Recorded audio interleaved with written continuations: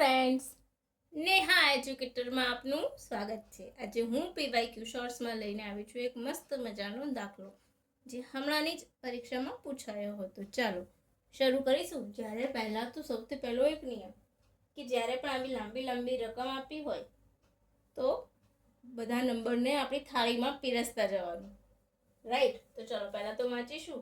એક જંગલમાં એક જૂનું પીપળાનું વૃક્ષ હતું, રાઈટ। તેમાં કેટલી ડાળીઓ હતી? 13। તો આપણે 13 ડાળીને પીરસી દઈશું। દરેક ડાળી ઉપર 14 પંખી હતા। કેટલા? 14 પંખી, રાઈટ। તો આપણે આનો ગુણાકાર કરીએ તો 4 તરી 12, ડન। આ મેં તમને શીખવાડેલું છે, તો કેવી રીતના થાય છે તમે જે બે અંકોના ગુણાકાર છે તમે જોઈ લેજો એક વખત, બરાબર। 4 તરી 12, 7, 8 અને 1, 182, બરાબર। હવે ચકલી આપણે આવી ગયું કે કેટલા? એક ડાળી પર 13 ડાળીઓ છે, ડાળી પર 14 પંખી છે, એટલે ટોટલ પંખીઓ કેટલા છે? 182 પંખીઓ હશે, ડન। 182 પંખીઓ છે ટોટલ। હવે ચકલી બેન કેટલા છે? પૂરી ચકલી કાગડા કાળા પોપટ લીલા હતા। કાગડા કરતા પોપટ 2 ગણા અને કાગડા ચકલી કરતા 2 ગણા હતા। તો પહેલા તો આપણે ચકલીને આપણે ધારી લઈએ તો ચકલી x, રાઈટ। કાગડા શું કહે છે? ચકલી કરતા 2 ગણા, આપણે કાગડા લખીશું ચકલી કરતા 2 ગણા, આ તો શું થઈ ગયું? 2x, બરાબર। અને પોપટ શું કહે છે? પોપટ કાગડા કરતા 2 ગણા, પોપટ કાગડા કરતા 2 ગણા, એટલે આ 2 છે તો 4x થઈ ગયું। આપણો જવાબ આવ્યો કે નહીં? અહીંયા આટલે સુધી 4 ને 2 5 6 ને 1 આપણી પાસે શું છે? ટોટલ 7x છે, રાઈટ। શું છે? 7x।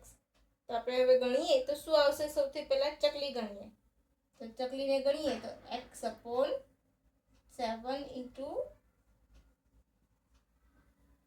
તો 7 × 1 7, 7 × 2 14, 4 ને 2 એક વધ્યો તો 2 × 6 12, અરે હા ક્લિયર, સોરી મિસ્ટેક થઈ ગઈ છે મારી બોલવામાં। 7 × 2 14, 14 એટલે 4 ને 2 7 × 6 42, 42 આવી ગયા એટલે ચકોલીની સંખ્યા કેટલી હશે? 26। હવે આપણે અહીંયા જોઈએ તો આ જવાબ કેન્સલ થઈ ગયો, કેમ? તો અહીંયા ચકલી 26 છે નહીં, અહીંયા પણ હજુ આપણને મળ્યું નથી, પણ આપણને ચકલીઓ 26 મળી ગઈ છે, એટલે જે પણ જવાબ હશે એ આ બેમાંથી એક હશે, રાઈટ। હવે આપણે કોઈ પણ એક જ શોધીશું, તો ચલો કાગડા ઉપર જઈશું તો 2x/7, રાઈટ। 2x/7 આપણે આ કરેલું જ છે, પણ આ બસ જસ્ટ હું તમને બતાવું છું કેવી રીતના,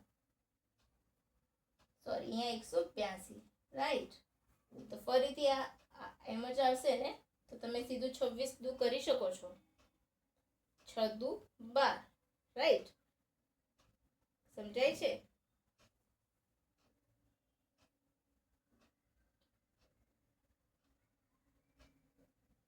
તો 52 કાગડા, આપણો જવાબ શું છે? 6 દુ 6 12 એટલે 52 કાગડા। તો આપણી પાસે 52 કાગડા વાળો ઓપ્શન ક્યાં છે? આ રહ્યો। તો આપણે આગળ જવાની જરૂર નથી, સમજાઈ ગયું? 2 સ્ટેપમાં જવાબ। જ્યારે પણ આવા લાંબા લાંબા દાખલા હોય તો શું કરવાનું? બધી વસ્તુને પહેલાં મૂકતા જવાનું। જેમ કે અહીંયા આપણને પૂછ્યું છે એક વૃક્ષ છે જેને 13 ડાળીઓ છે, ડાળી ઉપર 14 પંખી છે, ડાયરેક્ટ આપણે મૂકી દીધું ને તો થઈ ગયું આપણું